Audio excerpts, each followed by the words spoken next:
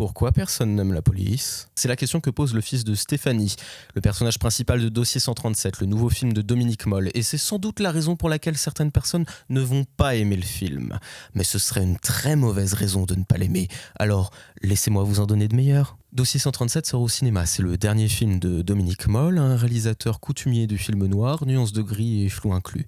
C'est le Pierre Soulages du cinéma français en plus figuratif. Dossier 137, c'est l'affaire concernant un jeune gilet jaune, Guillaume Girard, qui a été blessé par un tir de LBD, ou flashball.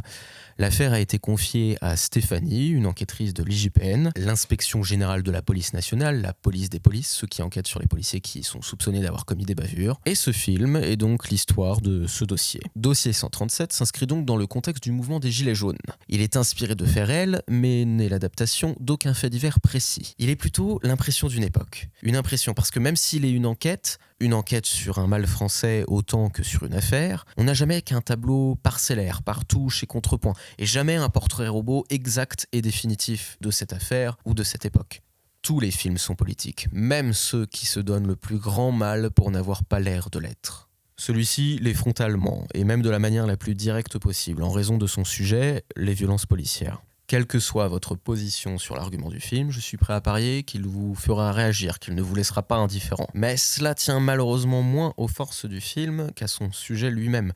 D'où la question principale. Qu'est-ce que le film fait de son sujet et est-ce qu'il parvient à en faire plus qu'un exposé ?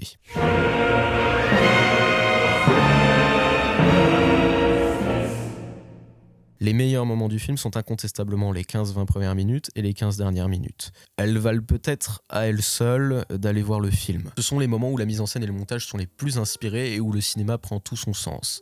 Malheureusement, dans le reste du film, c'est un peu plus mitigé. Précisément en partie à cause de la nature explosive du sujet que traite Dominique Moll et qu'il a voulu traiter avec beaucoup de nuances. Si la nuance est sœur de l'intelligence, malheureusement, à vouloir couvrir tous les points de vue du débat, il en devient tiède.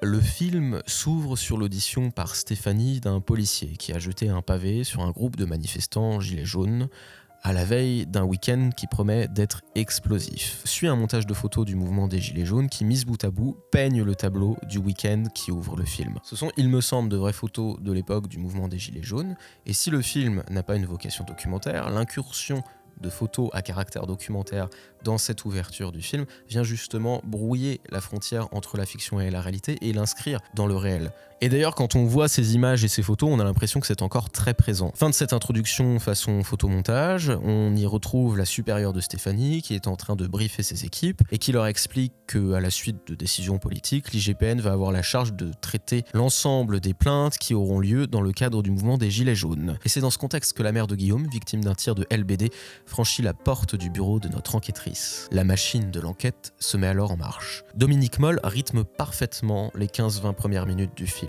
On sait que quelque chose de grave est arrivé à Guillaume, on a vu une radio de son crâne, on a vu une photo de lui à l'hôpital, mais on ne sait pas exactement ce qui s'est passé, ni comment ça s'est passé. Il se serait pris un tir de LBD, et c'est dans la reconstitution initiale des faits que la mise en scène est très réussie, car elle arrive à créer un suspense, une tension.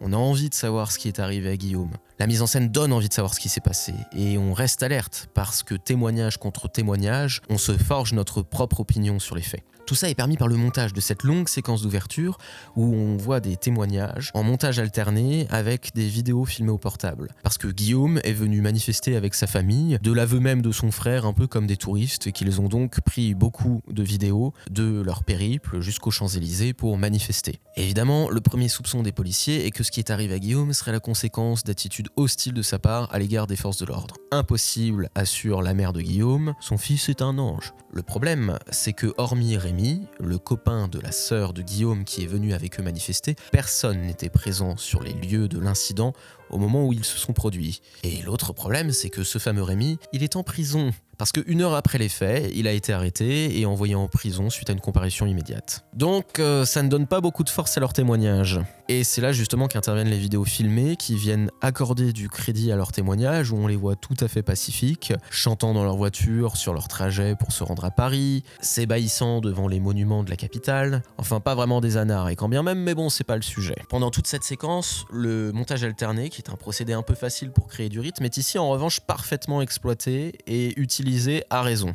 Tout d'abord parce que ça participe à la création de la tension, parce que justement, on tourne autour du lieu et du moment du drame sans jamais y arriver exactement, hormis par des témoignages qui n'ont apparemment pas été filmés, jusqu'à ce que le réalisateur décide de nous mettre directement dans la manif, cette fois pas à travers des vidéos filmées, mais directement avec les personnages.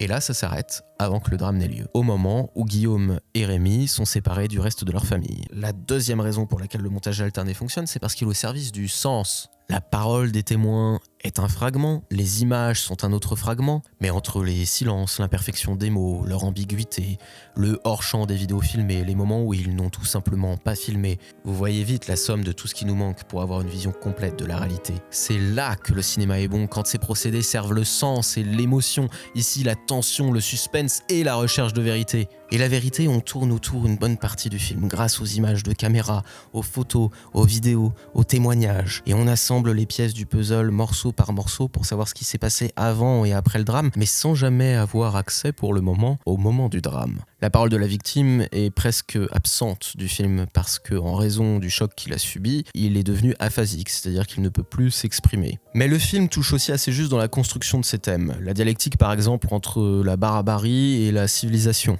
Les policiers eux-mêmes expliquent comment ce conflit a été instrumentalisé et présenté comme une guerre pour sauver la République, le camp d'en face n'étant constitué que de bêtes sauvages, redevenant à la limite humaines quand elles n'ont plus leur gilet jaune qui devient en quelque sorte l'uniforme du chaos et de la sauvagerie. Le fils de Stéphanie mentionne à un moment à sa mère des gilets jaunes en civil, comme si les gilets jaunes étaient une faction opposée à celle des policiers. Mais ça, c'est le discours, la réalité elle est plus complexe, elle échappe au langage. Et Dominique Moll réussit très bien justement à mettre en scène ce décalage entre le discours et la réalité, et l'incapacité du discours à soumettre les faits à sa vision de la réalité. Je pense notamment à cette scène où on voit des gilets jaunes sur un rond-point qui sont très pacifiques, comme à une kermesse ou à un carnaval. Et justement, ça rejoint l'un des autres thèmes du film qui est un peu moins maîtrisé malheureusement, celui de l'essentialisation, qui voudrait que les policiers ne soient que des policiers et que des salauds, et que les gilets jaunes, eux pour leur part, soient tous des bêtes sauvages. D'où quelques scènes un peu lourdes, comme par exemple celle d'un déjeuner entre enquêteurs de l'IGPN, où l'un d'entre eux explique qu'il comprenait les gilets jaunes au début du mouvement, ou un autre critique des policiers de la BAC dans leur comportement. C'est une manière qu'a le film de mettre en scène le problème de l'essentialisation. On peut être policier et comprendre les gilets jaunes.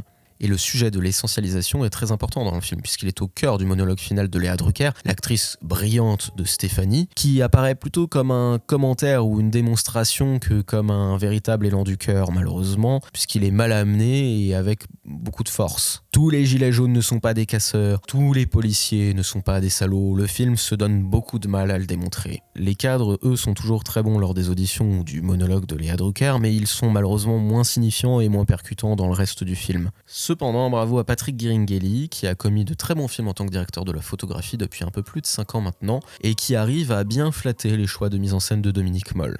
Mais ça ne suffit pas pour faire un bon film. Alors attention, ce n'est pas un mauvais film pour autant, mais ce n'est pas le meilleur film de Dominique Moll, surtout après La Nuit du 12. Parfois, Dominique Moll tombe à côté dans les thèmes qu'il essaye de construire. Par exemple, il m'a semblé qu'il essayait de mettre en scène des personnages en lutte contre des systèmes, en proie à la bureaucratie, notamment à travers les voix off de Léa Drucker et des autres enquêteurs qui récitent leurs PV et les formulaires qu'ils doivent remplir pour rester dans les règles, quitte à freiner la justice et la vérité. Dans la même veine, on a l'approche sociale du sujet des violences policières qui n'est que survolée. Et j'insiste sur le terme survolé parce que le film fait le choix d'en parler. S'il avait fait le choix de ne pas en parler, ce ne serait pas un problème, mais le film a fait le choix de mentionner le fondement social du mouvement des Gilets jaunes, de parler du rapport de la police à la population, mais il ne fait que le survoler comme plein d'autres sujets. Le film veut faire un panorama de tous les types de policiers, de toutes les positions sur le débat, pour que nous y réfléchissions. Mais c'est justement parce que le film veut tout dire qu'il devient tiède et qu'il perd en impact et en force. Et à cet égard, les dialogues sont assez bien écrits quand il s'agit des policiers, où on retrouve un langage contraint qui devient constitutif de leur identité, mais un peu moins juste, malheureusement, quand il s'agit soit de personnes issues du mouvement des Gilets jaunes, soit des classes populaires, où là, on a l'impression de dialogues un peu plus forcés et écrits. Ce qui ne les empêche pas d'être bien interprétés, en particulier un personnage central dans l'intrigue dont je tairai l'identité, mais qui est joué par une excellente actrice. Mais là où le film franchit pour moi une ligne rouge, c'est dans ses expédients narratifs.